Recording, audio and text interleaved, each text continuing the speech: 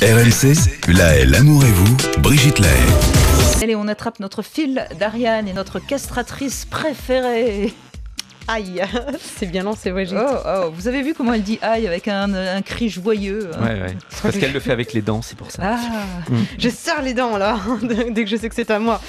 Oui, alors aujourd'hui, Brigitte, eh bien, une fois n'est pas coutume, je vais vous parler de seins. C'est les femmes que vous allez castrer. Oui, non, justement pas, je vais les libérer. Libérer de leur soutien-gorge. Pourquoi vous l'arrachez avec les dents, d'accord, ça y est, on a compris. Pourquoi pas? Il faut enlever vos soutiens-gorge. Voilà ce que nous dit le professeur Jean-Denis Rouillon. C'était en mai 68. Le soir avant de dormir, c'est mieux, oui, effectivement. Aussi. Mais pas que. Ah, pas que. Parce que figurez-vous que ce professeur Jean-Denis Rouillon du CHU de Besançon a mené une étude pendant 15 ans. 15 ans, il a vu des femmes qui portaient et ne portaient pas de soutien-gorge. Et à la suite de son étude, il s'est rendu compte que le soutien-gorge était à bannir absolument, qu'il était néfaste. Et il vous explique pourquoi. En fait, il s'est rendu compte déjà sur 15 ans que les femmes qui ne portaient pas de soutien-gorge avaient des seins beaucoup plus fermes et un mamellon qui remontait plus que celles qui portaient des soutiens-gorge.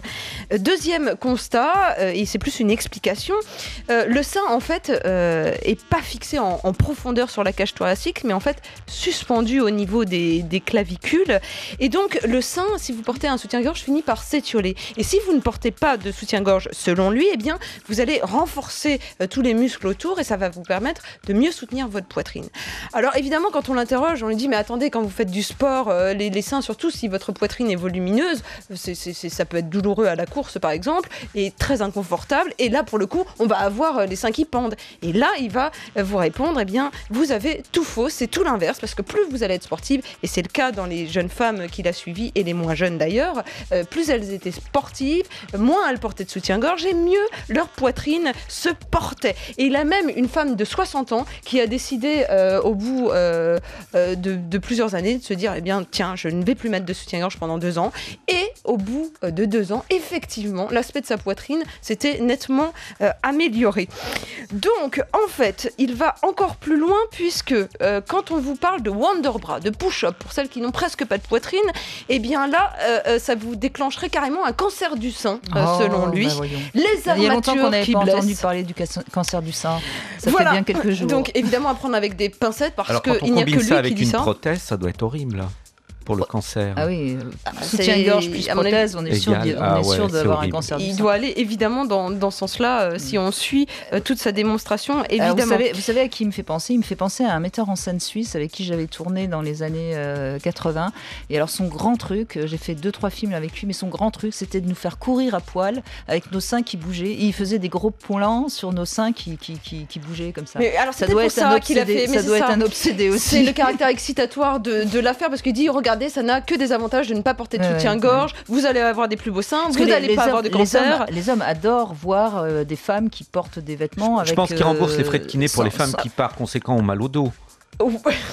Il ne le fait pas, mais il pourrait. Et il s'appuie aussi sur ce que font les Scandinaves. Là-bas, 95% des femmes ne portent pas de soutien-gorge. Mais elles sont plates comme des limandes.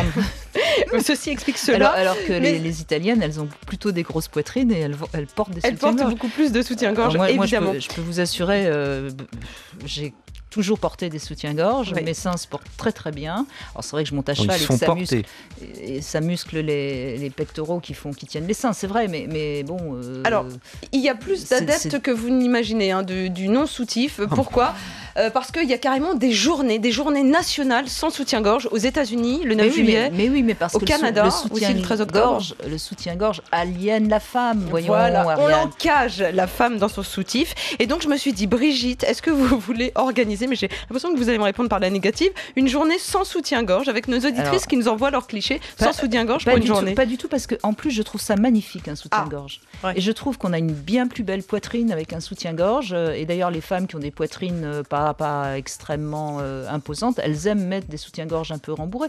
Non, je trouve que c'est un bel ornement, mais encore une fois c'est mon avis et je respecte l'avis des autres. Chacun fait ce qu'il veut avec ses seins et moi je sais plus à quel sein me vouer, qu'on soit croyant ou pas, chacun fait ce qu'il veut. Non, mais le problème de ces études, c'est quand même que dans 2 ans ou dans 2 mois, vous allez nous trouver un professeur tout aussi émérité qui avoir fait des études dans le sens inverse pour prouver que au bout du compte, ça provoque des problèmes de cervicales ou autre chose. chose. Donc, il est pour ou contre le suspenseur de couilles, ce professeur? Je vous propose de l'appeler. Mais n'empêche que ça nous a titillé, nous, au sein de la rédac. On en a parlé. Il y a beaucoup d'hommes, évidemment, qui vont dire « Ah bah oui, mais c'est génial, qui porte ne pas de portez pas de soutien-gorge, soutien. mais ça, je le savais. Hein. Ne portez... Ça va peut-être venir, la mode soutif pour les hommes. Ça dépend de l'âge. Hein, Et vous avez Elodie, justement, elle qui a une poitrine très très généreuse, qu'on a eu ce matin au téléphone, et qui a dit « Bah moi, j'ai envie d'intervenir, j'ai envie de vous expliquer pourquoi je ne veux pas porter de soutien-gorge. » On l'écoute. Bonjour Elodie. D'abord, vous avez quoi comme tour de poitrine? Bonjour à tous. Bonjour Elodie. Un joli 95 E. Ah oui, vous avez du lourd. Donc une poitrine très généreuse. La nature ne va pas avec moi. Oui, vous avez ce qu'il faut. Absolument. Oui. Vous avez de quoi remplir la main de 2 honnêtes hommes. Exactement. Travailleurs.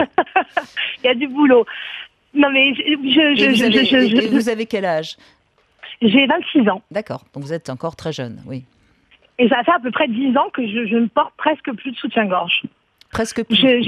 J'ai commencé à avoir de la poitrine relativement jeune et je me suis toujours sentie étouffée avec un soutien-gorge. C'est comme si on m'avait été un corps étranger en moi. C'était quelque chose qui ma délivrance, c'était de le retirer. Et je me suis rendu compte très jeune que c'était surtout pour l'esthétique. Et c'est vrai que les dessous, c'est quelque chose de très beau. Je vous rejoins dans ce que vous disiez tout à l'heure.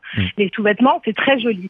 Seulement, je ne supporte pas vraiment ça. Les soutiens-gorge m'ont toujours oppressée. Et quand j'ai grandi, je me suis décidée à vivre librement et j'ai arrêté d'en porter. Je me sentais plus à l'aise. Cela dit, avec le tour de poitrine que vous avez, c'est pas évident de trouver des soutiens-gorge qui soient vraiment adaptés à votre morphologie. Je crois que là, c'est une vraie réalité. C'est très compliqué. Oui, parce que c'est quand même 95 E.